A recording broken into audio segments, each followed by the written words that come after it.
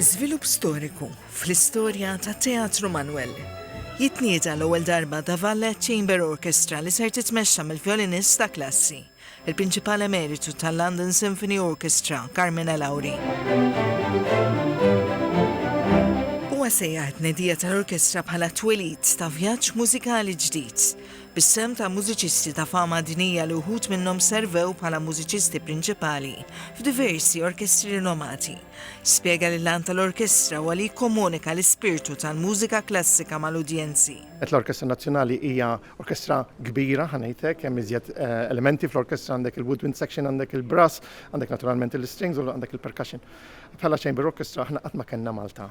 Għamilna ġifieri kunċerti, saru kunċerti fej saru one-offs, però bħala xi ħaġa established fil-pajjiż qatt ma kellna u jiena ġietni il-ħolma li niġi Malta u naqgħad din il-Chamber Orchestra.